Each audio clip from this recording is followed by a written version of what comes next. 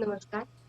ज्ञानप्रबोधिनी प्रशालेच्या ह्या नवीन शैक्षणिक वर्षाची सुरुवात आपण अभिव्यक्तीच्या शिबिराने केली आहे. 7 जूनला या शिबिराची सुरुवात झाली आणि ह्या शिबिरातीलच एक भाग म्हणजे आपण विविध कार्यक्रम हे तुमच्यासाठी आयोजित केलेले आहेत. या सगळ्या कार्यक्रमांची आज सुरुवात होत आहे. त्यातला पहिला कार्यक्रम हा आज तुमच्यासाठी आम्ही सगळेजण घेऊन येत आहोत. हा कार्यक्रम सादर करण्यासाठी आपल्या बरोबर आहेत माननीय श्री कौशल इनामदार आणि श्री देवेंद्र भोमे.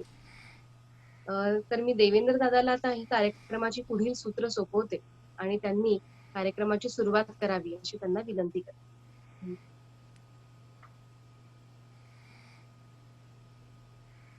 धन्यवाद आणि वेलकम कौशल दादा, तुझं स्वागत आहे या कार्यक्रमामध्ये. धन्यवाद देवेंद्र. आणि येस, तर आपण सुरुवात करताना आपल्या बरोबर अनेक शाळेतली मुलं आहेत आणि शिक्षक आहेत आणि या सगळ्यांनाच पडलेले खूप प्रश्न आहेत. तुझं काम अनेक वर्ष सगळेजण बघतायत, मी स्वतः अनेक वर्ष तुझं काम फॉलो करतोय आणि आम्ही सगळे खूप मनापासून तुझ्या कामाचे आणि विचारांचे चाहते आहोत असं म्हणायला काही हरकत नाहीये. तर तू स्टार्ट विथ असं वाटतंय की तुझं पर्सनली पण आपण जेवढ्या वेळेला इंटरॅक्ट केलंय, जेवढ्या गप्पा मारल्याय त्यावेळेला साधारणतः कॉलेजच्या दिवसांपासूनचा तुझा प्रवास हा बऱ्याचदा मी ऐकलेला आहे किंवा त्याविषयी आपण बऱ्याचदा बोललेलो आहोत. आता सुरुवात करताना मला असं वाटतंय की मला तुझ्या म्हणजे शालेय वयामधल्या काही अशा घटना की ज्या तुला कदाचित आता खूप म्हणजे पूर्णपणे आपण असं म्हणू की काही मेमरीज या कधीच फेड होत नाहीत, तसं काही तुला ठामपणे समजा आठवत असेल आणि त्याचा कलेशी किंवा तू आता जे काम करतोयस, आता तुझी पर्सनॅलिटी म्हणून तू जे आहेस त्याच्याशी असलेला संबंध, असं काही तू सुरुवातीला आम्हाला सांगू शकशील का?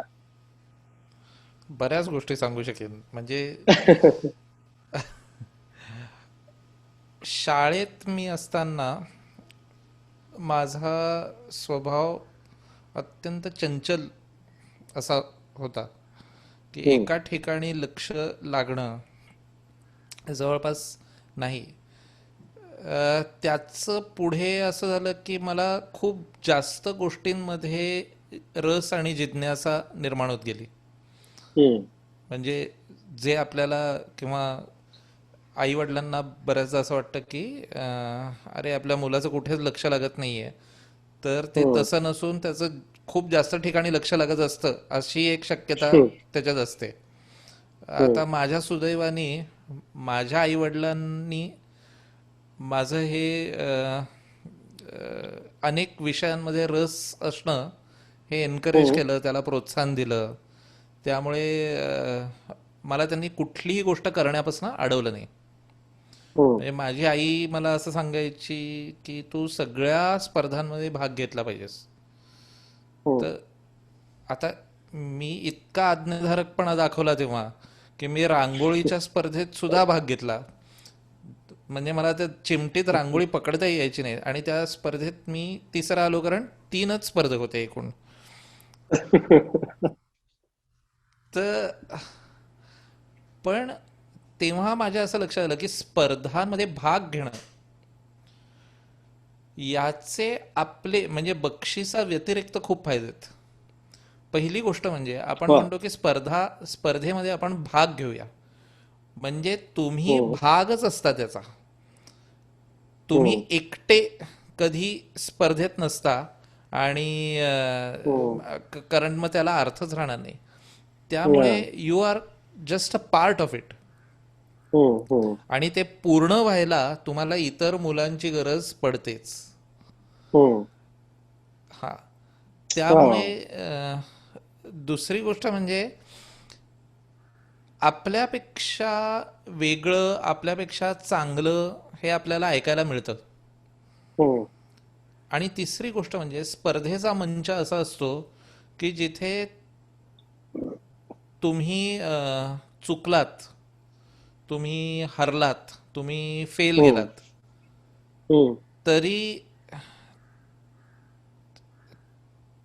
तरी तुमचं एक व्यक्तिमत्व म्हणून तुमचं काहीही नुकसान होत नाही. उलट तुम्ही जास्त त्याच्यातनं तुम्हाला एक एक प्रकारचा निखारच येतो. म्हणजे कसं आहे की काही गोष्टी कशा असतात की काच आहे उदाहरणार्थ, तर काचेची बाटली समजा जमिनीवर पडली तर ती फुटते. कारण ती बरोबर. ब्रिटल असते. ओके, किंवा काय म्हणतो त्याला. हा. तर उलट प्लॅस्टिक समजा जमिनीवर पडलं तर त्याला काही होत नाही. बरोबर. पण लहान मूल समजा पडलं एक भिंतीवरनं, हा, तर ते अँटी ब्रिटल असतं. म्हणजे पडल्यामुळे आपण जास्त आपली शक्ती वाढते. काच फुटणार असते, प्लॅस्टिकला काहीच होत नाही, पण आपण पडल्यामुळे आपले स्नायू आणि आपली हाडं ही जास्त मजबूत होतात. तर आपण अँटी ब्रिटल असतो त्या अर्थाने. त्याच्यासाठी स्पर्धेचा मंच हा उत्तम आहे असं माझ्या खूप लहानपणी लक्षात आलं. मी जिंकण्या हरण्याची काळजी न करता मी नुसता भाग घेत सुटायचो. त्यानिमित्ताने बऱ्याच इतर मुलांचं ऐकायला मिळायचं, आपण खरं स्टेजवर कसे दिसत असू हे आपण स्टेजवर असताना आपल्याला कळत नाही, पण दुसरं मूल असताना आपल्याला बरोबर कळतं की आपल्या अशाच चुका होत असतील. स्टेजवर उभं राहून वक्तृत्व स्पर्धेत भाग घेताना आपल्या हाताचं आपण काय करायला पाहिजे हे आपल्याला कळत नाही, पण दुसरा मुलगा किंवा मुलगी उभं राहिला किंवा राहिली तर मग आपल्याला कळतं लगेच की अरे ही तिला कळत नाही हाताचं काय करायचं. आणि सरळ आपले हात एकमेकांमध्ये घेतले तर ते जास्त बरं होईल. तर ह्या गोष्टी मला स्पर्धांमुळे कळत राहिल्या, त्यामुळे मी बिनधास्त स्पर्धांमध्ये भाग घेत सुटायचो. दुसरी गोष्ट म्हणजे मला खूप गुणगुणण्याची सतत एक आवड म्हणण्याच्या पेक्षा व्यसन, गुणगुणण्याचं व्यसन होतं मला. मला वाटतं माझ्या शाळेत सतत गातो म्हणून बाकावर उभा केलेला मी एकमेव मुलगा असेल. क्या बात क्या है. तू हा तर खूप वर्षानंतर मला माझ्या शाळेत, जसं आता तू तुझ्या शाळेत आहेस तसं माझ्या शाळेत मला प्रमुख पाहुणा म्हणून बोलवलं होतं एका कार्यक्रमाला. आणि त्या माझ्या शिक्षिका खूप खूप असं त्यांच्या डोळ्यात आनंद आणि माया अशी होती. आणि त्या म्हणाल्या, तुला आठवतं का तू खूप गायचास म्हणून मी तुला बाकावर उभं केलेलं आहे. म्हटलं मी कसा विसरू शकतो. तर अशा काही गोष्टी मला अगदी स्पष्टपणे आठवतात. आणि त्याचा शेवटी नंतर मी काय माझं झालं किंवा होतंय याच्याशी तो संबंध लागलाच. तर माझं शाळेचं शिक्षण हे 2 भागात झालं. पहिलं मुंबईत झालं आणि 2 वर्ष हे पाचगणीच्या एका रेसिडेन्शियल शाळेत झालं. बिली मोरे हायस्कूल नावाची शाळा होती. आणि तिथे आमचे प्रिन्सिपल जे होते ते पारशी होते, बर्जरजी बिली मोर्या. ते स्वतः पियानो वाजवायचे. आमच्या शाळेत 3 पियानोज होते, 2 वॉल पियानोज होते आणि एक ग्रँड पियानो होता आमच्या प्रिन्सिपलच्या घरामध्ये. आणि आमच्या क्वायरची प्रॅक्टिस अनेकदा आमचे प्रिन्सिपल स्वतः घ्यायचे, कारण ते उत्तम पियानो वाजवायचे, स्टाफ नोटेशन वाचायचे. तर त्यामुळे तुम्हाला कोणी सांगितलं ना तुम्ही संगीत शिकायला पाहिजे, संगीत तुम्हाला आवडलं पाहिजे,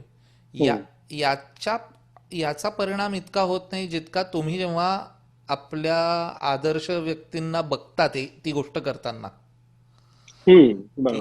प्रिन्सिपलच गातायत म्हटल्यावर ही चांगलीच गोष्ट असली पाहिजे आणि हे आपल्याला केलं पाहिजे कधीतरी, ही अशी एक उर्मी निर्माण होतेच. की आमचे प्रिन्सिपल बर्जोरजी बिलीमोरे हे स्वतः चांगलं पियानो वाजवायचे आणि संगीताची त्यांना समज ही होती, आवड ही होती.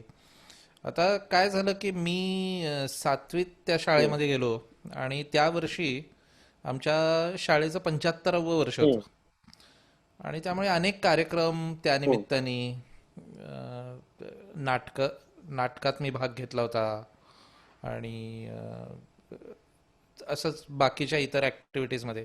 आता नेमका त्याच वर्षी असं झालं की ट्रिनिटी कॉलेज केम्ब्रिजमधनं एक रिचर्ड पिअर्सन नावाचा हम्म, तेव्हा 19 वर्षाचा मुलगा आम्हाला तो भारतात आला होता आणि तो आमच्या शाळेत काही दिवस थांबला होता आणि त्यांनी आम्हाला काही गाणी शिकवली. हम्म, तर ती गाणी शिकवत असताना त्याच्या लक्षात आलं की मला भयंकर इंटरेस्ट आहे या सगळ्यामध्ये. आणि ती माझी गुणगुणण्याची सवय होती, त्यामुळे जे तेव्हा नवीन हिंदी गाणं चित्रपटातलं आलं असेल ते मी सतत गुणगुणायचो, सतत. तर तेव्हा हम्म, हम्म, अमिताभ बच्चनचा लावारिस चित्रपट आला होता आणि त्याच्यात मेरे अंगने हम्म, में तुम्हारा क्या काम है हे गाणं होतं. ते मूळ लोकगीताची एक त्याची धाटणी होती आणि मग त्याच्यावर ते हम्म, हम्म, हिंदीवर मला वाटतं ते गाणं लिहिलं होतं. तर हम्म, मी ते सतत गुणगुणत होतो आणि तो म्हणाला की तू काय गातोयस हे? मी म्हटलं असं असं हिंदी गाणं आहे. तो म्हणला तू मला एक हिंदी गाणं शिकवलंस तर मी तुला एक एक्स्ट्रा इंग्लिश गाणं शिकवेन. मी म्हटलं चालेल, डील मान्य. ओके. आणि मग मी त्याला हे मेरे हा. अंगने में शिकवलं. म्हणजे माझी सर्वोत्कृष्ट गाण्याची परिसीमा तीच होती तेव्हा, की मेरे अंगने में. तर त्याला ते शिकवलं, त्याला ते फार आवडलं कारण त्याच्यासाठी ते सगळं वेगळं होतं. हम्म, आणि तो व्हिसाचं काम करण्यासाठी तो एस टीनी साताऱ्याला जायचा. तर तोही हम्म. एस टी मध्ये जाताना ते मेरे अंगने में गुणगुणत जायचा. तर लोक त्याच्याकडे बघायचे की हा किरण कोण मेरे अंगने में तुम्हारा क्या काम है गातो म्हणून. पण त्यांनी त्यांनी आम्हाला काही गाणी शिकवली आणि त्याच्यात एक गाणं त्यांनी मला विशेषतः शिकवलं होतं की I know the girl that you don't know Lil Liza Jane way down south in Baltimore Lil Liza Jane hmm, oh लिलायझा जेन ओ लिलायझा जेन. आणि मग एक कोरस पार्ट होता, ओ मिस हम्म, एलिझाबेथ ओ मिस एलिझाबेथ लिलायझा जेन लिसन ओ मिस एलिझाबेथ ओ मिस एलिझाबेथ लिलायझा जेन. हम्म, असं ते गाणं होतं. तर हे गाणं शिकताना मग ती सगळी इंग्लिश गाणी शिकताना मला त्याचं पण आकर्षण वाटायला लागलं. आणि तेव्हा मला असं वाटलं की अरे आपल्याला माहीत असल्याच्या परिघा बाहेर एक दुनिया आहे मस्त, जे आपल्याला माहीत नाही आहे. आणि तिकडे पण हे वेगळंच संगीत आहे आणि या वेगळ्या हम्म, भाषेतलं संगीत आहे. हम्म, आपल्याला आलं पाहिजे. आणि हम्म, त्या शाळेत होतो तोपर्यंत मी ते शिकलो, पण दुर्दैवाने मला अस्थमा झाला आणि त्या पोलन ग्रेनची ॲलर्जी आली सिल्वर ओक झाडाच्या, हम्म, त्यामुळे मला परत यावं लागलं मुंबईत. आणि मी मुंबईत परत आलो. हम्म, तोपर्यंत माझं हे कंपल्सिव्ह गुणगुणणं चालू होतं. तर काय व्हायचं, माझी हम्म, स्मरणशक्ती ही जगप्रसिद्ध आहे नसण्याकरता. म्हणजे मी विसरतो म्हणून मी प्रसिद्ध आहे. हम्म, हम्म, तर तेव्हा पण माझ्या कविते कवितेच्या ओळी लक्षात राहायच्या नाहीत, विशेषतः त्याची हा, ऑर्डर. मग काय हा, करायचं बाबा, ते आपल्याला लक्षात राहत नाही. हम्म, तर मी त्या कविता हिंदी गाण्यांच्या चालीत गायचो. एका तळ्यात होती बदके पिले सुरेख, होते कुरूप वेडे पिल्लू तयात एक. किंवा हा, एक हिंदीमध्ये आम्हाला कविता होती, फिर महान बन मनुष्य फिर महान बन, फिर महान बन मनुष्य फिर महान बन. हम्म, आता ही कविता हे जे ही चाल आहे ती, हम्म, एहसान मेरे दिल पे तुम्हारा है दोस्तों, ये दिल हम्म, तुम्हारे प्यार का मारा है दोस्तों. हा, आता ती चालीत गायल्यामुळे आपल्याला लक्षात राहतं. हम्म, आता त्यावेळी कुसुमाग्रजांची एक कविता होती की आवडतो मज अफाट सागर अथांग पाणी निळे, निळ्या जांभळ्या जळात केशर सायंकाळी मिळे. ओके. आता या चालीचं किंवा या मीटरचं कुठलं गाणं आठवे ना मला तेव्हा. ते फार हम्म, माहिती नव्हती हम्म, गाणी. हम्म, पण मग मी म्हटलं की हम्म, पण गायला तर पाहिजे हम्म, काहीतरी. म्हणून मी त्याला माझी चाल दिली हम्म, हम्म, की आवडतो मज अफाट सागर अथांग हम्म, पाणी निळे, निळ्या जांभळ्या जळात हम्म, केशर सायंकाळी मिळे. आता तेव्हा आपण चाल लावतो हम्म, हे माहिती नव्हतं मला. हम्म, तर हे म्हणजे पाचगणीला जायच्याही 1 वर्ष आधी, म्हणजे 6वीतली कविता होती. हम्म, हम्म, ओके. हम्म, तर कोणी मला असं सांगणार पण नव्हतं की अरे हम्म, तू ही चाल लावलीस, कारण माहितीच नव्हतं कोणाला, की सगळंच काही गाऊन हम्म, दाखवायचो नाही. हम्म, पण माझ्या आईने हेरलं की तर पेटीवर बसवलं याला तर तो कमी कमी चुकतो, आणि हळूहळू का होईना पण तो ते बरोबर सूर वाजवतो एखाद्या हम्म, गाण्याचे. आणि मग हम्म, हम्म, तिने मला ती माझ्या मागे लागली की गाणं शिकायला पाहिजेस तू. आणि तिने घरी एक गुरुजीच बोलवले. तर ते जे गुरुजी एक हम्म, दिवस येऊन आमच्या दारात उभे राहिले. तर ते असा उंच धिप्पाड हम्म, माणूस होता, टक्कल, गोरापान, असे पिंगट घारे डोळे. आणि ते आले म्हणजे हम्म, आपल्याला असं म्हणता येईल की he was a gentle giant. हा. अत्यंत प्रेमळ नजर होती त्यांची अशी.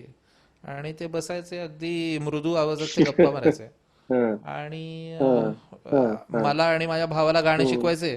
तर आमची आई, आजी हम्म, असे सगळेच येऊन बसायचे आमच्या गाण्याच्या क्लासला. आणि नंतर ते हम्म, बोलायचं पण खूप. आणि नंतर माझ्या असं लक्षात आलं, त्यांचं नाव कमलाकर भागवत. ओके.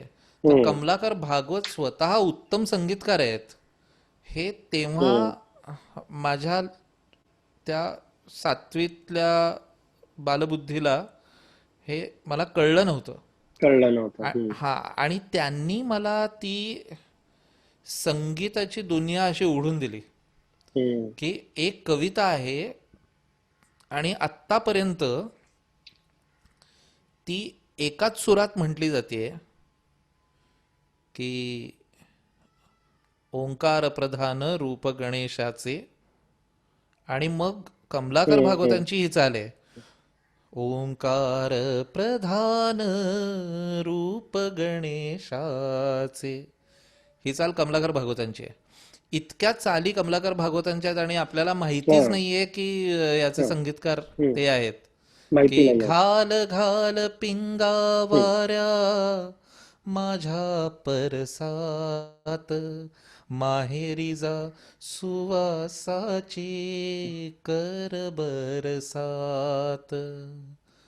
किंवा उठा हम्म, उठा चिऊताई, सारीकडे हम्म, उजाडले डोळे तरी हम्म, मिटलेले अजूनही, अजूनही, अजूनही. त्यामुळे हम्म, माझं पहिलं शिक्षण झालं ते एका संगीतकाराकडेच झालं. हम्म, आणि माझ्या असं लक्षात आलं की आयला ही जादू आहे ही. हम्म, की तुम्हा काहीच नाही आणि हम्म, अचानक त्या आपल्या डोक्यातनं सूर निर्माण होतात. आणि हम्म, ती कविता एकदम जी छापील असते, जी हम्म, अशी ब्लॅक अँड व्हाईट असते, जी टेस्टलेस, ओडरलेस असते एका अर्थाने. हम्म, आणि हम्म. त्याला एकदम तुम्ही सुरांच्या प्रांतात ढकलता ती कविता. वा वा. आणि ती गाता तेव्हा अचानक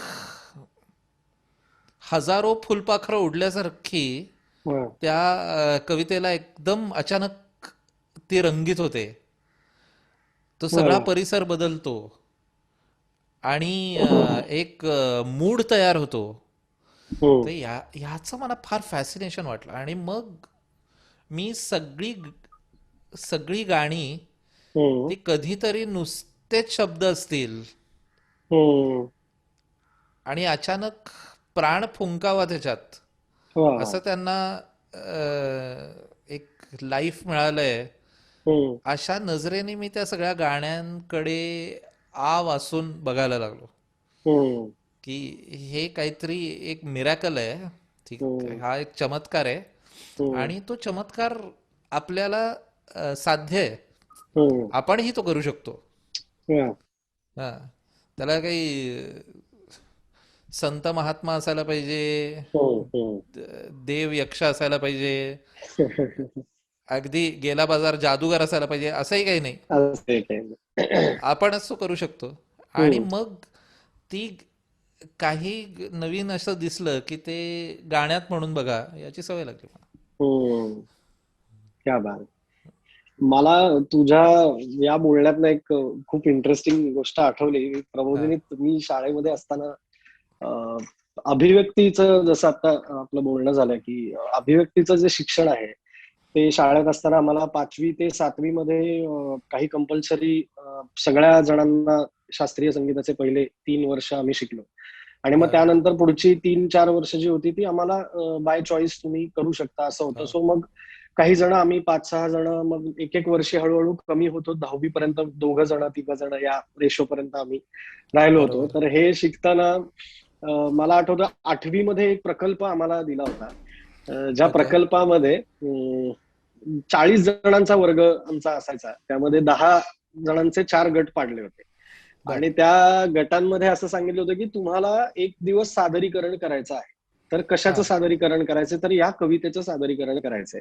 बर, आणि 4 कविता 4 गटांना दिल्या होत्या. बर, तर बाकी काहीच आम्हाला सांगितलं नव्हतं. मग हा, प्रत्येक, हा, जसं तू म्हणलास की स्पर्धेत उभं राहण्याचा एकदा फील हो, आला की मग आपण ती कविता चांगली काय प्रकारे सादर करू शकतो, अशी हो, सगळी चर्चा आणि ह्याच्यावरनं सुरू झालं. हो, आणि माझ्या गटामध्ये काय, आता मला ते प्रोसेस एक्झॅक्टली आठवत नाही, पण इट हॅपन टू बी की मी त्या कवितेची चाल पहिल्यांदा लावली. बर, तेव्हा हा, मी 7वी-8वीत होतो. आणि मला आठवतंय पाडगावकरांची कविता होती, जमा खर्च स्वातंत्र्याचा मांडणार केव्हा, जाबऊंच प्रासादांचा मागणार केव्हा. तर मला आठवतंय की मी केलेली पहिली चाल कॉन्शियसली सबकॉन्शियसली ही शाळेत, त्यावेळेला हा, शाळेमधली होती. आणि तसंच मला पुढची 3 वर्ष नंतर माहित नव्हतं की मी म्हणजे हा, मी चाली बनवतोय किंवा होत आहे जे काही आहे. आणि मग ती कॉलेज नंतरची प्रक्रिया. सो हा, बरोबर, नो डाऊट की ह्या काळामध्ये झालेल्या गोष्टी ह्या आयुष्यभर लक्षात राहतात, आपल्याला घडवत असतात. तर या म्हणजे शिक्षकांनी घडवलेल्या सगळ्या ज्या गोष्टी आहेत, जे तू म्हणतोस की काही वेळेला शाळेत असताना शिक्षकांमुळे काही गोष्टी घडतात, काही गोष्टी परिस्थितीमुळे घडतात, हो, काही गोष्टी या आपल्या जवळच्या मित्रमैत्रिणींमुळे, त्यांच्याकडे बघून आपल्याला काहीतरी एक भावना तयार होते, त्यामुळे होत हो, जातात. पण बरोबर, अभिव्यक्तीसाठी कला हे माध्यम आहे, हम्म. असं तुला स्ट्रॉंगली कधी वाटलं का? किंवा ते तुला वाटलं, अशा काही गोष्टी, घटना आसपास घडल्या का की? असं आहे ना, देवेंद्र, की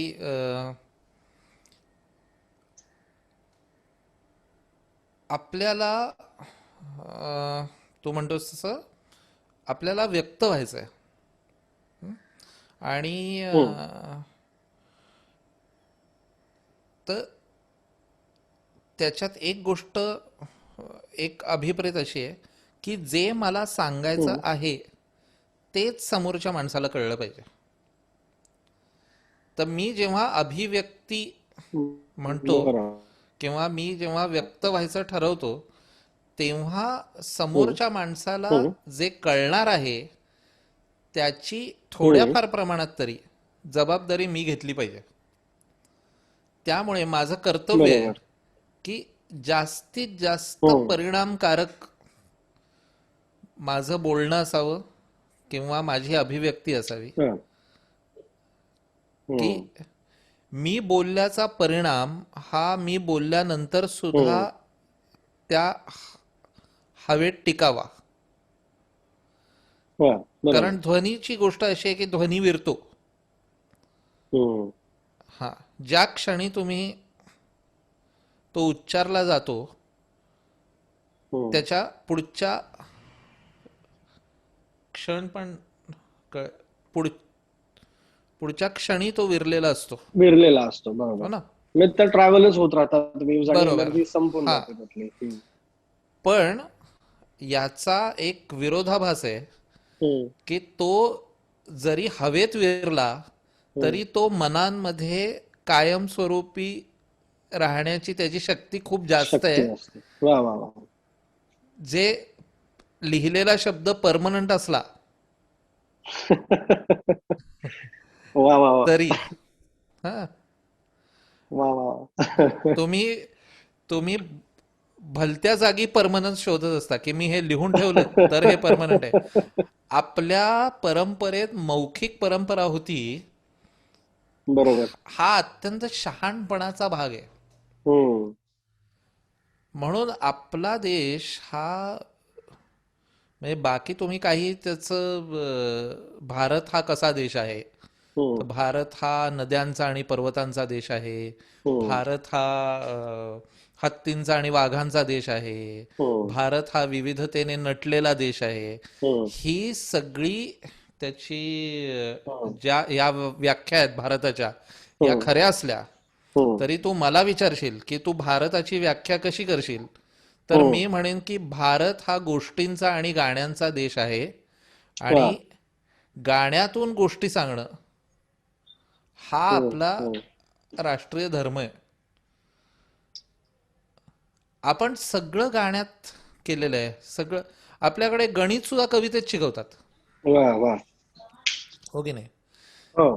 तर त्याचं मला वाटतं त्याचं एक फार काय एक ज्याला आपण कलेक्टिव्ह विजडम म्हणतो की इतक्या हम्म. लोकांनी सगळा विचार करून ठेवलेला आहे आणि त्याची त्याची वाहती नदी म्हणजे परंपरा आहे वा की वा. सगळं हे वाहतंय आणि आपण आता त्याच्यातला भाग आहोत. आपण त्या परंपरेचा, जुन्या परंपरेचा भाग आहोत आणि तरी आपण नवीन आहोत, हो की नाही? हम्म. हम्म. हम्म. नदी वाहत असते तेव्हा एकच पाणी, तर तीच नदी वर्षानुवर्ष वाहत असते. पण जे बरोबर. पाणी वाहतंय ते सतत नवीन आहे. हम्म. तो वा वा वा. हेरॅक्लिटस म्हणतो ना की एकाच नदीच्या पाण्यात तुम्ही 2 वेळा पाय नाही ठेवू शकत. तर यो हा सगळा जो विरोधाभास आहे की हम्म. जे विरतं तेच परमनंट आहे. हम्म. जे परमनंट वाटतं ते क्षणिक आहे, कारण ते तू फोन फोन नंबर लिहून घेतलास की तो विसरतोस बघ, हम्म. हो. बरोबर. हो की नाही? 100%. पाठ कर फोन नंबर, हम्म. लिहून ठेवू नकोस. हम्म. हा, मग तो तुझ्या लक्षात राहतो. बरोबर. त्या फोन नंबरचा सुद्धा परमनन्स किंवा त्याचं अस्तित्व कधी टिकून राहतं तर जेव्हा तू तो पाठ करतो, जेव्हा ते लिहिलेलं नसतं. हम्म. हम्म. म्हणजे जे सिमिंगली परमनंट आहे ते ऍक्च्युली टेम्पररी आहे आणि जे सिमिंगली टेम्पररी आहे ते ऍक्च्युली परमनंट आहे. क्या बात. ओके. हम्म. आता म्हणून हे सगळं पाठांतराचं, शाळेमध्ये कविता पाठ का कराव्या? हम्म. हा, तर आता काय, आताचे लोक किंवा आताचे पालक म्हणतात की नाही नाही नाही, पाठांतर म्हणजे ते सगळं रट्टा मारणं आहे. याला काय हम्म. अर्थ आहे? रट्टा कशाला हम्म. मारायचा? पाठांतर हम्म. कशाला करायचं? याला काय महत्व हम्म. आहे? तर हम्म. त्याचं महत्व असं आहे हम्म. की जेव्हा तुम्ही समजा एखादी गोष्ट पाठ केलीत, हम्म. चला तुम्हाला माहीत त्याचा अर्थही नाही कळत आहे, मान्य, हम्म. तरी तुम्ही नाही नाही पाठ करा, घोका ती गोष्ट, हम्म. ओके. आणि मग एक सेट असा आहे ते म्हणतात नाही नाही नाही, पाठांतर तुम्हाला कळत नाहीये ना, मग हम्म. तुम्ही ते कळून घ्या आधी, मग हम्म. मग त्याला अर्थ आहे. हम्म. पण आता काही गोष्टी अशा असतात की मी आत्ता तुला समजावलं, हम्म. आता आपल्या बरोबर ही सगळी मुलं आहेत, हा, हम्म. असं बऱ्याचदा होतं ना की हम्म. वर्गात त्यावेळी समजावलेल्या गोष्टी त्याच क्षणाला समजत नाहीत. बरोबर. हा, पण हम्म. शाळेतून घरी जाताना हम्म. अचानक आपल्याला कळतं की अरे खरं तर हे असं म्हणायचं होतं आपल्या शिक्षकांना. वा. कधी बरोबर. कधी एका वर्षानंतर काही काही गोष्टी कळतात, बरोबर. काही हम्म. गोष्टी हम्म. काही वर्षांनंतरही कळतात. हम्म. पण हम्म. पाठांतरामुळे काय होतं की जेव्हा तुम्हाला त्या गोष्टीचा खऱ्या आयुष्यात प्रत्यय येतो तेव्हा तो रेफरन्स तुमच्या मनात असतो, तुम्हाला शोधायला बरोबर. धावत नाही जावं बरोबर. लागत लायब्ररी तुम्ही तो पर्यंत. ऑलरेडी डेटाबेस स्टोर्ड असतो स्टोर्ड तुमच्याकडे असतो तो. तो अच्छा. डेटा. हम्म. हम्म. बरोबर. म्हणून पाठांतराचं महत्व आहे. हम्म. हम्म. आणि त्या त्यामुळे ह्या गाण्यांना वगैरे आपल्याला असं काय वाटतं की ही फक्त हम्म. एक एंटरटेनमेंटची गोष्ट आहे, तर असं नाही हम्म. नाहीये. तुम्हाला बरोबर. इतक्या गोष्टी गाण्यांमधनं तुम्हाला उदाहरणार्थ इमॅजिनेशन. ओके. हो. तर आमची हम्म. आजी, माझा आजोळ पुण्याला होतं. हा. वा. हा. रमणबागेच्या बाहेर हम्म. तो एक साळुंके वाडा, जिथे ते प्रभा हो. विश्रांतीगृह वगैरे आहे, हो. बरोबर. तिथे माझं आजोळ होतं. हम्म. तर म- आम्ही सगळे आजोळी जेव्हा जायचो तेव्हा माझी आजी मला मांडीवर डोकं ठेवायचो. माझं चार चार एक वय असेल, माझं 3-4 वर्षाचं. हम्म. तर ती ठेवायची आणि दिवसभर आम्ही रमणबागेत खेळून हम्म. मातीचे पाय बी घेऊन घरात येऊन धिंगाणा घालून नंतर खूप थकून भागून आजीच्या मांडीवर डोकं ठेवायचो, तेव्हा अर्धे गुंगीत गेलेलोच असायचो. हम्म. आणि त्यात अतिशय मृदू आवाजात माझी आजी म्हणायची, आमुचा कौशल बाळ खेळाया जाई दूरी, वा. त्याच्या हातावरी पुरी कुणी दिली. हा. हा. तर आता तेव्हा आजीच्या मांडीवर डोकं ठेवून मला ते आमूचा कौशल बाळ, आता हम्म. तुला कळ, आमूचा कौशल बाळ खेळाया जाई दुरी, त्याच्या हम्म. हातावरी पुरी कोणी दिली, हम्म. हे असं मी म्हणतोय. हम्म. आणि आता मी आमूचा कौशल बाळ हम्म. खेळाया जाई वा. दुरी, वा. हे म्हटल्यावर तुझ्या डोळ्यासमोर तो प्रसंगच उभा राहतो. पूर्णपणे. बरं, मी 4 वर्षाचा मुलगा आहे. हम्म. मला असं वाटतं की आमूचा कौशल बाळ खेळाया जाई दुरी म्हणजे मी किती लांब गेलो असेन. हा. आता तेव्हा 4 वर्षाचा असताना लांब हम्म. च डेफिनेशन काय, तर रमण बागेचं दुसरं टोक. जिथे गेलो तर तिकडचा शिपाई पळवून लावतो तुम्हाला. हा. तर माझ्या डोळ्यासमोर असा सगळा प्रसंग उभारायचा. खेळाया जाई दुरी म्हटल्यावर मी त्या रमणबागेच्या दुसऱ्या टोकापर्यंत एकटा चालत गेलेलो आहे. वा. वा. हम्म. आणि मग मला रडू यायचं, हम्म. कारण अर्धा गुंगीत असायचो. पण ते हम्म. रडणं मला आवडायचं, कारण माझं डोकं तर आजीच्याच मांडीवर होतं, हम्म. तिकडे मी सुरक्षित होतो. हम्म. पण गाण्यामुळे त्या अशा कोरड्या शब्दांना अचानक एकदम तो प्रसंग खरा वाटायला लागायचा. हम्म. हम्म. हम्म. तर ही जी कल्पना शक्ती आहे, हम्म. कारण तुम्हाला अभिव्यक्त व्हायचं आहे, तुम्हाला व्यक्त हम्म. व्हायचं आहे, अभिव्यक्ती तुम्हाला वाढवायची आहे तुमची, तर हम्म. 2-3 गोष्टी तुम्हाला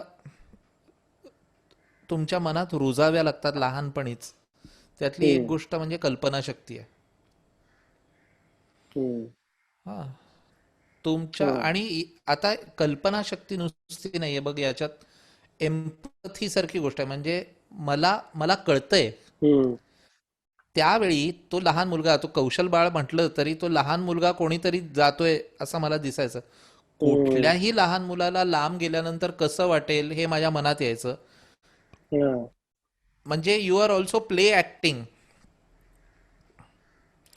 तुम्ही तो रोल प्ले करता, बरोबर. हो ना. हम्म. तर या सगळ्या गोष्टी गाण्यामुळे बरोबर. वाढल्या.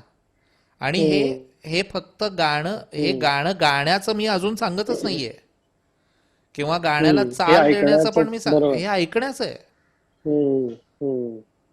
जेव्हा तुम्ही गाणं ऐकता हम्म. तेव्हा सुद्धा या गोष्टी घडतात. हम्म. आणि गाणं गाणं हा एक भाग आहे, आणि मी म्हणतो की तो तसा दुय्यम भाग आहे. हम्म. हम्म. गाणं ऐकणं हाच महत्वाचा भाग आहे. वा. वा. हम्म. हम्म. आणि शेवटी गाणं करणं, देवेंद्र तू हम्म. संगीतकार हम्म. आहेस, तुला माहिती आहे हम्म. की हम्म. गाण्याला चाल करणं हा खरं हम्म. ऐकण्याचं एक्सटेन्शन येते. बरोबर. हम्म. तुम्ही जितकं बारकाईने ऐकत हम्म. जाता हम्म. तेच तुम्ही रिप्रोड्यूस करता. तू काय रिप्रोड्यूस नवीन करतो. करतोयस, 12 सूर आहेत बरोबर. बरोबर ना, हो बरोबर. की नाही. काय हम्म. काय की हम्म. सारे ग म प ध नी आणि सारे ग म प ध नी म्हणजे हम्म, सारे रे ग ग म म प ध ध नी नी सा. हम्म, हम्म, 12 सूर आहेत. ह्या हम्म, 12 सुरांशिवाय दुसरं काही हम्म. आहे का? नाही. काय नाही. तुला पण 12 सुरातच गाणं करायचंय, मला पण 12 सुरातच गाणं बरोबर. करायचंय. ओके. बरोबर. आता जे मॅथमॅटिशियन्स आहेत ते हम्म, काय म्हणतील की अरे हम्म. 12 सुरांचे परम्युटेशन कॉम्बिनेशन किती होतील, कॉम्बिनेशन्स. हम्म, ते इतके इतके होतील, मग इतकीच हम्म, गाणी होणार जगात. हम्म, हम्म, तसं होत नाही. हम्म. वर्ष जातात आणि गाणी नवीन नवीन तयार होत येत राहतात. राहतात. हम्म, हम्म. तर का ते होत राहतात? कारण हे नुसते सूर नाही आहेत, हम्म. त्या सुराला गोष्टी चिकटलेल्या आहेत. वा वा वा वा म्हणून आपण म्हणतो गाण्यांचा आणि गोष्टींचा देश आहे हा. तर वा वा गाण्याला वा. त्या सुरांना गोष्टी चिकटलेल्या आहेत की जेव्हा आपण अमुचा कौशल बाळ हम्म, असं म्हणतो. आता हम्म. खरं आमुचा कौशल बाळ खेळाया जाई दुरी त्याच्या हातावरी पुरी कोणी दिली, याच्यात खरं रडू येण्यासारखं काही नाहीये, बरोबर की हम्म, नाही? हम्म, पण तू बघितलीस तर त्या गाण्याची चाल हम्म. अमुचा कौशल बाळ हा. खेळाया जाई दुरी अशी नसून हम्म, हम्म. अमुचा कौशल बाळ हा. हे बात. खेळाया जाई दुरी हम्म. त्याच्या हातावरी पुरी कोणी दिली. हा. वा वा. आता तो अमुचा कौशल बाळ त्याच्याऐवजी हम्म. अमुचा कौशल बाळ, हा. तर काय झालं? गोष्ट चेंज झाली. बरोबर.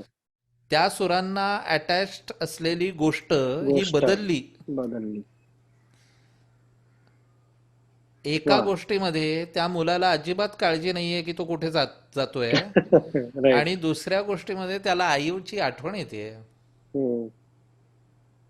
की अमुचा कौशल बाळ खेळाया हम्म. जाई दुरी गेला तो, पण हम्म. अमुचा कौशल बाळ. हम्म. तर तो जाताना सुद्धा मागे बघत बघत चाललेलं आहे ते पोर. वा वा वा. हम्म. हे येतं ना डोळ्यासमोर चित्र, हम्म. हम्म. खेळाया जाई दुरी. हम्म. आता ही गोष्ट आहे, त्यामुळे 12 सूर असले हम्म. आणि त्याचेच कॉम्बिनेशन वेगवेगळे असले हम्म. तरी गाणी नवीन नवीन होतात हम्म.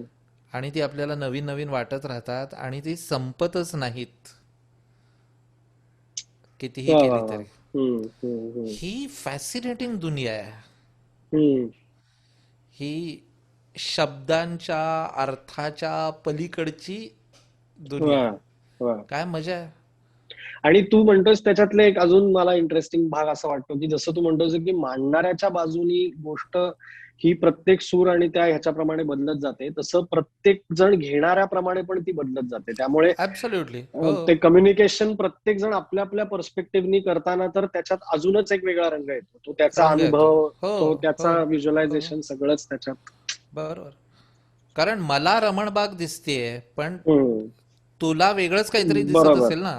बरोबर. आणि तसं आता इथे मी एक एक ओळ गायलो की हम्म. इथे असलेल्या प्रत्येक मुलाच्या मनात एक वेगळं चित्र तयार झालं. हम्म. हम्म. आता ही ताकद बघ तू काय आहे की एक वा गाणं आणि 1,00,000 चित्र झाली. समजा तू 1,00,000 मुलांना ते गाणं ऐकवलंस तर, वा वा वा. नाही का? नाही. इंटरेस्टिंग आहे. आता मला हे थोडं डीपर लेवलला अजून काय काय गोष्टी वाटतायत. आपण थोड्याशा खेळकर ह्याच्यानी पण, म्हणजे तू गप्पा मारताना कायमच त्या खूप सोप्या करून सांगतोस गोष्टी. मला एक अवघड प्रश्न वाटतोय, तो मी तुला विचारतो. अर्थातच तू त्याचं मुलांसाठी आणि माझ्यासाठी सोपं करून उत्तर देशील, पण मगाशी तू जे म्हणलास ते मला खूप जास्त काय म्हणू पण पटलं. ह्याच्यापेक्षा मोठं काय, ते कायमचं मनावर माझ्या बर. राहील अशी एक गोष्ट आहे की जी सिमिंगली परमनंट असलेली गोष्ट ही क्षणिक असते, हे जे तू म्हणलास.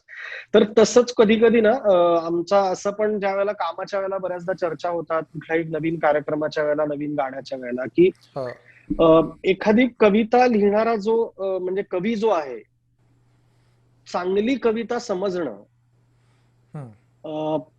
हे पण इतकं रेअर आहे. कारण म्हणलास तू तसं, तर ते म्हणले तर ते शब्द आहेत. त्या शब्दांना तू छान एक चांगली स्टोरी देण्याचा प्रयत्न केला सुरांच्या आधारे, तर नक्कीच त्याचं काहीतरी चांगलं तयार होतं. पण असे काही शब्द असतात की जे काव्य म्हणूनच खूप चांगल्या प्रकारे त्याच्यामध्ये एक पूर्णत्व असतं. आणि ते समजून काही वेळेला आपल्याला असंही करावं लागतं की त्याला खूप सिम्पलिस्टिक चालीत मांडलं तर ते पूर्ण चित्र आपल्यामुळे भंग होत नाही. म्हणजे जसं एक काय म्हणू आपण, ओव्हर ऍक्टिंग जशी ज्याला म्हणू शकतो, किंवा खूप जास्त नटून आलेला, खूप भडक कपडे घालून आलेला माणूस जसा आपल्याला सहन होत नाही ते आपल्याला बघणं, तसं ते गाण्याचं आणि काव्याचं सुद्धा कॉम्बिनेशन जे आहे ते पण खूप इंटरेस्टिंग भाग आहे. म्हणून मला असं वाटतं की तो बॅलन्स काय प्रकारे तू बघतोस, की काव्यातनं मग ते इन्स्टिंक्टिव्ह असतं का ते वैचारिक त्याच्यामध्ये बांधणी असते, त्याचं कॉम्बिनेशन काय प्रकारे? चांगला इंटरेस्टिंग प्रश्न आहे हा. आता मी तुला याचं उत्तर देतो मला जसं कळलेलं आहे त्याप्रमाणे. जेव्हा तू कुठलंही गाणं करतोस तयार नव्याने, तेव्हा तो भावनिक, इन्स्टिंक्टिव्ह किंवा इंट्युटिव्ह असा रिस्पॉन्स असतो. बरोबर. 2+2 4. तुला विचार करावा लागला नाही करावा लागला. पण तुला हे समजून द्यायचं असेल आता या मुलांना, मग तू काय करशील, 2+2 म्हणजे 1, 2, 3 आणि 4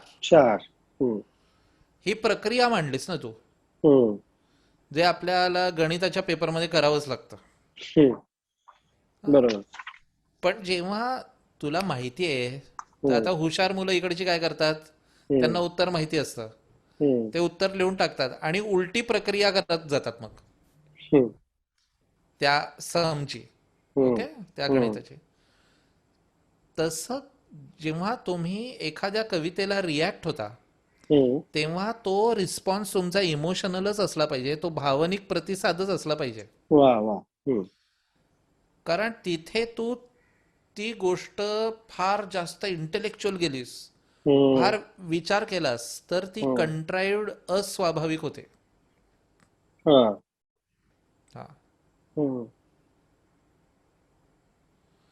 म्हणजे कसं होईल माहितीये का, की आता आपला कार्यक्रम सुरू झाला, तू म्हणालास नमस्कार, मी म्हणालो नमस्कार, हा माझा भावनिक आपोआप येणारा प्रतिसाद आहे. पण तू मला नमस्कार केलास, मग मी म्हटलं देवेंद्र, माझ्या आईने मला असं शिकवलं होतं की कोणी नमस्कार केला की मग त्याला उत्तर म्हणून आपणही नमस्कार केला पाहिजे, त्यामुळे नमस्कार. असं मी प्रत्येक गोष्टीत करत राहिलो तर माझं वागणं जसं कृत्रिम होईल, अस्वाभाविक होईल, तसंच गाण्याचं आहे. पण कोणीतरी तुला विचारलं की का करतोस तो नमस्कार, तर मग हे सांगणं औचित्यपूर्ण आहे, हो ना. तसंच आहे, analysis should come after the song, never before. क्या बात है, वा वा वा वा. हा, तुला माहितीच आहे ना, तू वाक्य म्हणतोस, तू व्याकरण नाही बोलत. बरोबर. की देवेंद्र देवेंद्र खेळायला जाऊ, ओके, मग तू देवेंद्र म्हणजे नाम, खेळायला म्हणजे क्रियापद, असं नाही ना बोलत तू वाक्य बोलतोस. ते जे व्याकरण आहे ते पडद्यामागचा कलाकार आहे, तो पडद्या मागेच राहायला पाहिजे. बरोबर. You should speak the sentence and not the grammar. You वा शुड, वा. हा, गाण्याला रिस्पॉन्स इमोशन. गाणं हम्म, गाताना कधी असा हम्म, विचार करायचा नाही की मी आता जरा थोडासा हम्म, सिरियस होतो, कारण या ओळीमध्ये एक गंभीर प्रकृतीचं हे हम्म. वाक्य असल्यामुळे मी आता आधी गंभीर होणार आहे आणि मग आपल्याला ते ती ओळ ऐकवणार आहे गाण्यातली. तर हे हे कृत्रिम आहे, हे अस्वाभाविक आहे आणि ते टाळायचं. ते काही शिकवण्याची गरजच नाहीये, बरोबर हम्म, ना? तर हम्म, त्यामुळे हम्म. बरोबर. दुसरी गोष्ट म्हणजे तुझा याच प्रश्नाचा दुसरा भाग असा आहे की कविता हम्म, हम्म, हे हम्म. सांगण्याचं माध्यम नसून सुचवण्याचं माध्यम आहे. कविता सांगत नाही, वा वा. ती सुचवते. हम्म, हम्म, ओके, इट हम्म, सजेस्ट, इट डझंट टेल. हम्म. कारण राईट. तू म्हणालास की सांगायचंय मला, तर मग तू हम्म. निबंध लिहिशील, कारण हो, तुला सगळं बरोबर. सांगायचंय. कवितेची मजा त्या शब्दांच्या इकॉनॉमीमध्ये आहे, की मी एक शब्द वा वा. म्हणतो हम्म, आणि त्याच्यातनं 100 अर्थ निर्माण होतील किंवा ती शक्यता हम्म, निर्माण होईल. हम्म. ओके, त्यामुळे हा.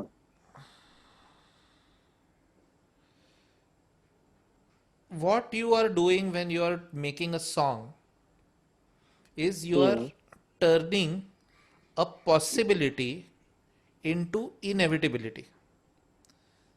जी हम्म, शक्यता आहे हम्म. त्या शक्यतेला अपरिहार्य बनवायचं काम म्हणजे गाणं करणं. वा. तू हम्म, हम्म, क्रिस्टलाइज हम्म, करतोस ना ती शक्यता हम्म, याच्यातनं, हम्म, की तू हम्म, अमुचा कौशल हम्म, बाळ खेळाया जाई दुरी त्याच्या हातावरी पुरी हम्म, कोणी दिली. आता हम्म, याला किती शक्यता आहेत हम्म. नुसतं असं म्हणताना. तू बरोबर. गाण्यामध्ये ठरवतोस हम्म, की हम्म, आता तुला या ओळीने काहीतरी सुचवलेलं आहे, हम्म, मग तू म्हणतोस नाही नाही माझ्या हम्म, मनात आहे की एकदम मस्त हा मुलगा खेळायला जाईल, त्याला चिंताच नाहीये, आणि तू म्हणतो आमुचा हम्म, कौशल बाळ खेळाया जाई हम्म, दुरी. तो मुलगा गेला, आई पण खुश हम्म. आहे, तिला पण आठवण येत नाहीये त्याची की आता तो गेला, बरोबर. आता मला काम आहेत. पण अमुचा हम्म, कौशल बाळ खेळ. तर हम्म. तू एक एक शक्यता क्रिस्टलाइज करतोस, एक एक शक्यतेच करतोय. तू ती अशी वा. बंदिस्त करत आणतोस. एलिमिनेट, हा, म्हणजे आपण का बाकी गोष्टी तेवढा एलिमिनेट करत करत येस, करत कार करत एका पॉइंट पर्यंत. हा. हम्म, हे बघ, मी तुला सांगतो की मी संगीतकार का झालो माहितीये का, हम्म, की वाचल्यावर मला कविता नाही कळत, हम्म. मी ती गातो आणि ती अच्छा. मला कळायला लागते. वा वा वा. हा, हम्म, इवन मुक्त छंद कविता असेल तरी सुद्धा मी ते हम्म, ते शब्द हम्म, गाऊन बघतो, ते छंदात हम्म, नसतील तरी, हम्म, हम्म, किंवा म्हणून बघतो. म्हणजे अगदी सगळं हम्म, गायलाच पाहिजे असं हम्म, काही नाही, पण म्हणून बघायचं. म्हणून. हा, आता याच्यामुळे काय होतं की हम्म, एक तू असं घे की एक कविता हे कोड आहे हम्म, आणि कविता गाणं म्हणजे ते कोडं सोडवणे हम्म, किंवा हम्म, त्या कवितेला चाल देणं, ही ती कविता, हम्म. त्या कवितेचं कोडं सोडवणे. सोडवणार. हा, हम्म,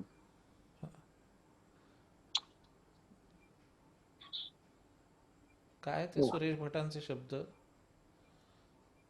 दूर येथून दूर दूर तेथे चांदणे थांबले तुझ्यासाठी, तू हम्म, मला अर्थ दे अजून तरी शब्द खोळंबले तुझ्यासाठी. हा. सुरेश भटांनी संगीतकारांसाठी केलेली ओळ आहे असं मला वाटतं. हम्म, तू मला अर्थ दे अजून तरी शब्द हा. खोळंबले तुझ्यासाठी. वा वा वा. चालीसाठी खोळंबलेले आहेत शब्द, हम्म, हम्म. आणि तो संगीतकार त्याला अर्थ प्राप्त करून देतो. वा. ओके, क्या बात. किंवा आणखीन मी त्याच्या पलीकडे जाऊन म्हणेन की अर्थाच्या पलीकडची दुनिया दाखवतो. हम्म, इतक्या तुला, तू जेव्हा एखादं गाणं ऐकतोस तू हम्म. एखादा सिनेमा बघतोस, हम्म.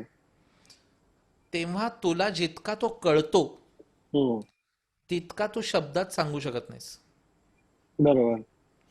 तुझा आर्टिक्युलेशन हे तुझ्या हम्म. समजण्यापेक्षा थोडं त्याची थोडं बरोबर, व्याप्ती सूक्ष्म, कमीच हा, असते. व्याप्ती हा, कमी होते. हा. हो ना. हम्म.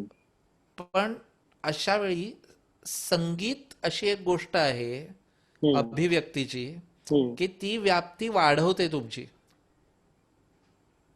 हा.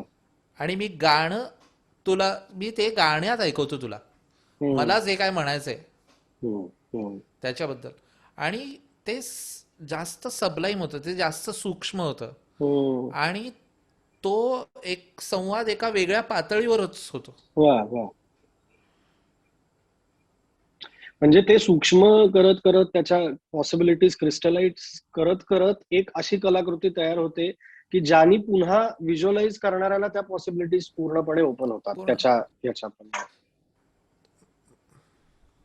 म्हणजे तू असं धर की हम्म.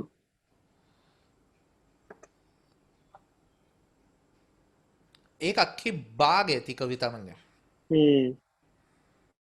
ओके. हम्म. तू सूर निवडतोस त्या कवितेसाठी, हम्म. म्हणजे तू त्या बागेतलं एक एक फूल वेचतोस हम्म. आणि तू त्याचा गुच्छ करतोस. गुच्छ बनवतो. हम्म. आणि तू जेव्हा तो गुच्छ देतोस, किंवा असं धर की खूप मिठाईच्या एका दुकानामध्ये खूप बाटल्या आहेत वेगवेगळ्या हम्म. हम्म. रंगीबेरंगी गोळ्यांच्या, आणि तू त्या वेगवेगळ्या गोळ्या निवडतोस आणि एका पुडीमध्ये बांधतोस, हम्म. आणि ती पुडी ऐकणाऱ्याच्या मनात उघडते. हा. ओके. हम्म. तू ती पुडीच केलेली आहेस, आणि बरोबर.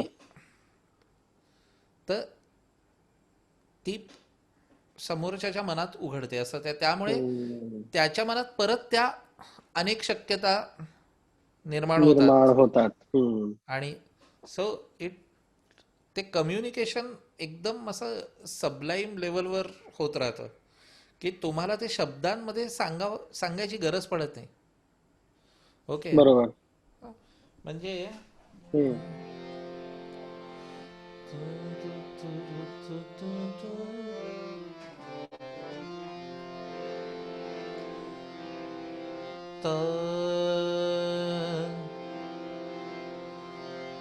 माझा मराठीचा बोल, हा.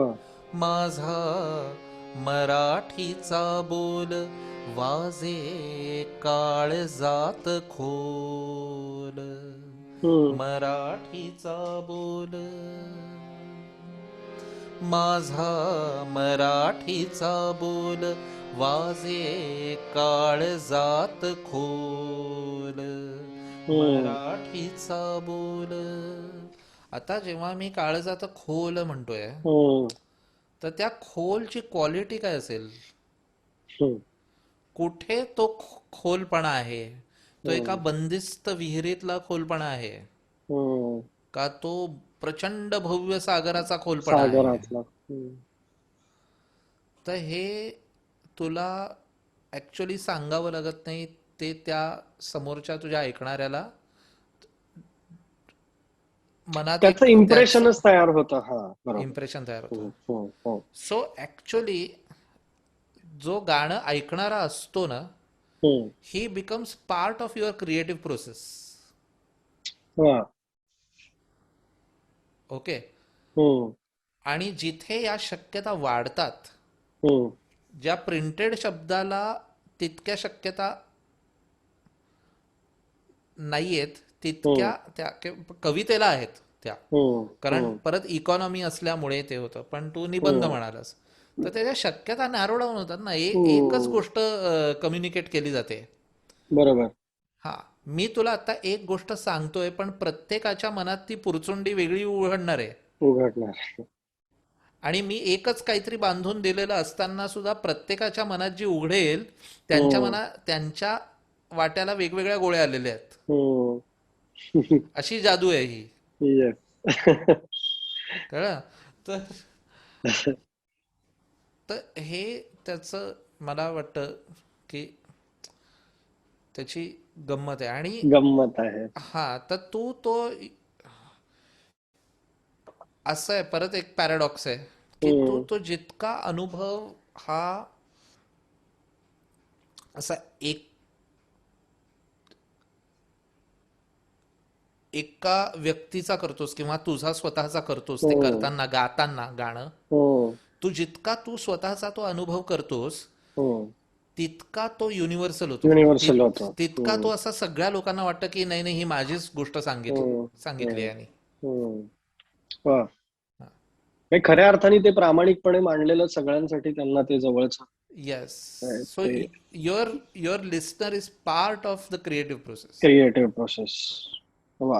हा. मग आता सुरेश भट आणि मराठी या दोन्ही गोष्टी एकत्र एका नंतर एक आता म्हणालास, हा. तर अर्थातच तू खूप जास्त प्रमाणात तुझं नाव आलं की मराठी अभिमान गीताचं नाव, आणि मराठी हो. अभिमान गीताचं नाव आलं की तुझं नाव. हा. हे कॉम्बिनेशन आता मला असं वाटतं की कायमसाठी एकत्र लिहिलं गेले. बरोबर. एकदा आपण पॉसिबल असेल तर ते मराठी अभिमान गीत आणि त्याच्या मागची स्टोरी पण मुलांसाठी एकदा ऐकायला आवडेल, आणि ते गीत एकदा आपण ओके. ऐकूयात. येस. मी अगदी थोडक्यात ती गोष्ट सांगतो हा, आणि मग आपण गाणं आपण ते ऐकूया. ऐकूया. येस. ओके. हम्म. आता मुंबईमध्ये जेव्हा ही सगळी खाजगी रेडिओ वाहिन्या सुरू झाल्या, हम्म. हां, तेव्हा साधारण 2008 साली बऱ्यापैकी रेडिओ वाहिन्या मुंबईत सुरू झाल्या होत्या.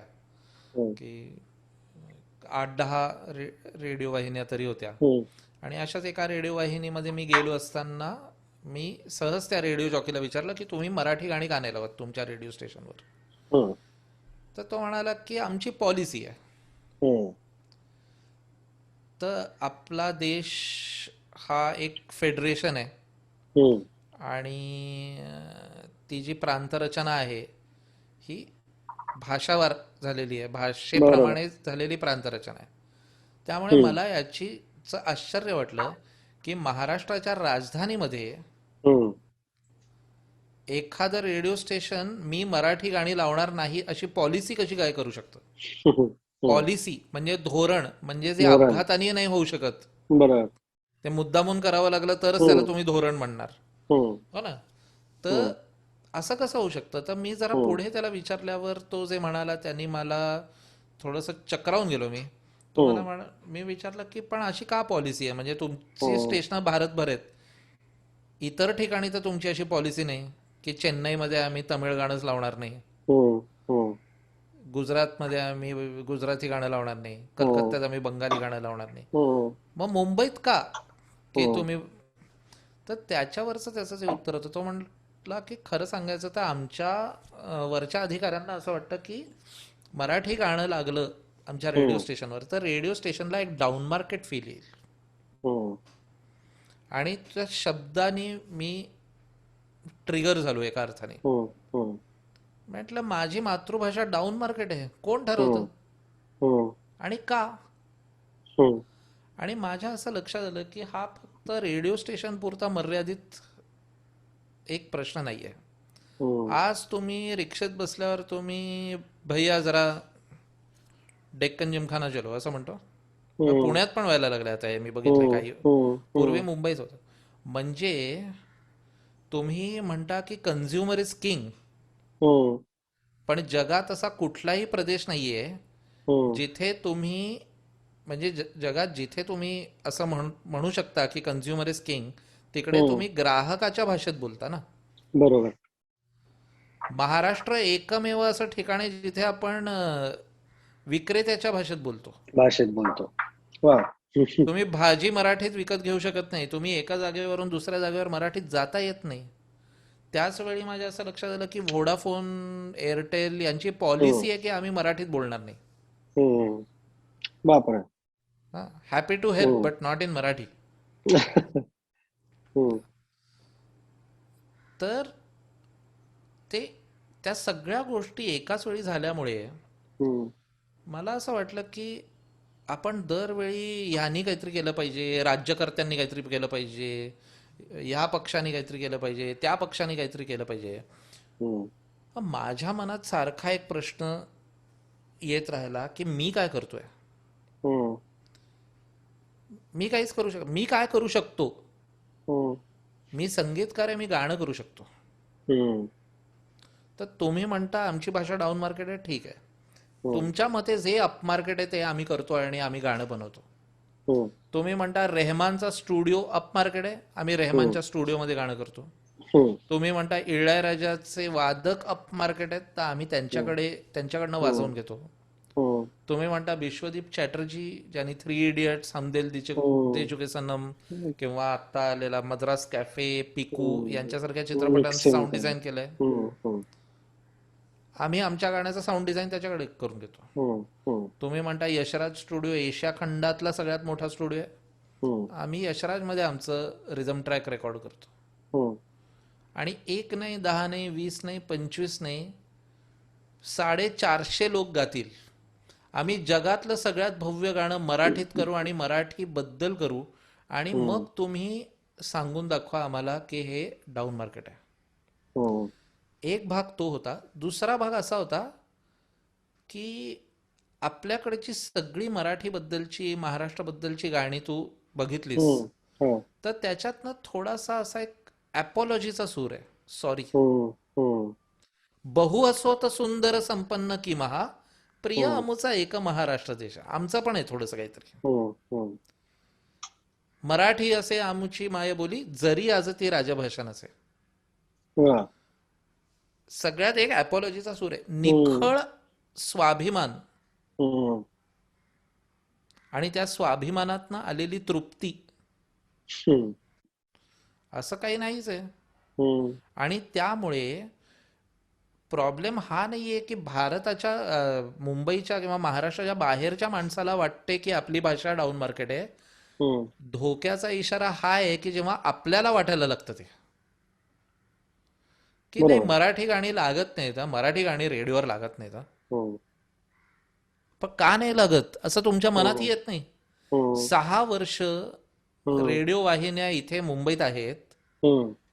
आणि मराठीचा पुरस्कार करणाऱ्या कुठल्याच राजकीय पक्षाच्या लक्षातही येत नाही हे की 6 वर्ष या रेडिओ वाहिन्यांवर मराठी एकही मराठी गाणं लागत नाहीये. दुसरी गोष्ट म्हणजे तो प्रश्न गाण्यांमुळे माझ्या उंबऱ्याच्या आत आला होता. बरोबर. जोपर्यंत आपल्यावर येत नाही तोपर्यंत आपण गांभीर्याने विचार करत नाही. ही पण त्याच्यातली एक गोष्ट आहे. हम्म. तर मी काय करू शकतो बाबा, तर मी गाणं करू शकतो. मी जगातलं सगळ्यात मोठं गाणं करणार आहे. हम्म. आणि ते असं वेड लागल्यासारखं माझ्या डोक्यात ते घुसलं. 2008 सप्टेंबरमध्ये ही घटना घडली आणि 2008 सप्टेंबर ते 2010 फेब्रुवारी या 1.25 वर्षामध्ये मी एकही दुसरं काम केलं नाही. मी हे एकच गाणं केलं. आणि मी ठरवलं होतं की हे बघ, काय आहे ना, सुरवंटाचं जसं फुलपाखरू होतं तसं तू संगीतकाराच्या हातात कुठलाही प्रॉब्लेम दे, त्याचं गाणंच होणार आहे. ओके. त्यामुळे आणि गाणं राहतं. पु ल देशपांडे न्यू जर्सी मधल्या एका त्या मराठी कार्यक्रमात त्यांनी केलेलं विधान होतं, मला फार आवडलं होतं. ते म्हणाले होते की एक रशियन म्हण आहे की a song has the longest life. गाण्याची आयु सगळ्यात जास्त असते. बरोबर. तुम्ही तुमच्या समाजातल्या लहान मुलांच्या ओठावर एक गाणं द्या तुमच्या भाषेतलं, आणि त्या गाण्याच्या निमित्ताने तुमची भाषा, तुमची संस्कृती कायमस्वरूपी जिवंत राहते. मूल असेपर्यंत ते राहणारच आहे. मी सांगितलं ना तुला, मी चाली का द्यायला लागलो, कारण मला कविता लक्षात राहायच्या नाहीत. आता इतकी वर्ष झाली, मी 6वीत होतो त्याला आता जवळपास 40 वर्ष तरी झाली असतील. आणि आज मी म्हणतोय की आवडतो माझा अफाट सागर, अथांग पाणी निळे, निळ्या जांभळ्या जळात केशर सायंकाळी मिळे. Hmm, Kusumagraj was stamped on my mind permanently. Hmm, hmm, मग गाणं करायचं, दुसरं काय आपल्याला येतंय. हम्म, हम्म, म्हणून मी ठरवलं की गाणं करायचं, हम्म, जगातलं सगळ्यात भव्य गाणं मराठीत, मराठीबद्दल. आणि हम्म. आणखीन एक माझ्या मनात असं आलं होतं की तेव्हाही मी ठरवलं की मराठी गाणं करतोय म्हणजे मराठीच लोकांनी ते गायला पाहिजे, असं काही नाही. बरोबर. भाषा ही जो बोलतो त्याची असते. हम्म, तो त्या मातीत जन्माला आलेला आहे का नाही, तो त्याचे आई वडील मराठी आहेत का नाही, हम्म, काही फरक पडत नाही. हम्म, जो बोलतो त्याची भाषा आहे. हम्म, आणि त्यामुळे मी ठरवलं होतं की या गाण्यामध्ये जे मराठी गातात ते हम्म, मराठी नसतील सुद्धा, पण अशा लोकांनी त्याच्यात भाग घ्यावा. हम्म, त्यामुळे चेन्नईचे वादक आहेत, हम्म. विश्वदीप चॅटर्जी सारखे बंगाली साऊंड टेक्निशियन्स डिझायनर. आहेत, शंकर महादेवनसारखे, हरिहरन महालक्ष्मीसारखे इतर गायक आहेत. आणि हम्म, कोरस जो रेकॉर्ड केला 350 लोकांचा, हम्म. त्याच्यामध्ये पंजाबी आहेत, बंगाली आहेत, मल्याळी आहेत, तमिळ आहेत, तेलुगू आहेत, सिंधी आहेत, हम्म, हिंदू आहेत, मुसलमान आहेत, ख्रिश्चन आहेत, ज्यू आहेत. हम्म. तर वा. त्या 356 लोकांची नावं बघितलीस तर हम्म, हे सगळे लोक आहेत त्यात. हम्म, ज्यू आहेत, मुसलमान आहेत, हिंदू हम्म, आहेत, ख्रिश्चन. हम्म, त्यामुळे हम्म, एका अर्थाने सगळे लोक एकत्र आले. हम्म, आता लोक मला काय म्हणतात की पण ते टिकेल का गाणं, हल्लीची गाणी टिकत नाहीत. ओके, माझं म्हणणं आहे की आपलं काम काय आहे, त्या गाण्यामध्ये प्राण फुंकणं हे आपलं काम आहे. बरोबर. मग ते गाण्याचं प्राक्तन आहे आणि त्याचं नशीब आहे, ते घेईल. पण मराठी अभिमान गीताच्या बाबतीत मला असं वाटतं आणि खात्री वाटते की हे गाणं जगेल ज्या गाण्यामध्ये इतके सगळे श्वास मिसळलेले आहेत. वा वा वा वा वा 450 गायक, 65 वादकांचे श्वास मिसळलेले आहेत. वा वा वा. प्रत्येक वेळी ऐकणाऱ्याचा त्या गाण्यात श्वास मिसळतो. ते गाणं टिकेल का नाही याची चिंताच कशाला करायची आपण. हम्म, हम्म, आणि सुरेश भटांचे शब्द आहेत. हम्म, त्यांच्या शब्दा माझ्या कंपोजिंग स्किलवर तुम्ही विश्वास ठेवा अगर नका ठेवू, हम्म, हम्म, भटांच्या शब्दांवर तरी विश्वास आहे की नाही आपला. हम्म, आणि त्यामुळे ते मराठीला एक अभिमान गीत हवं म्हणून हम्म, ते गाणं मी केलेलं आहे. ते बघूया हम्म. आपण, हो. ऐकूया.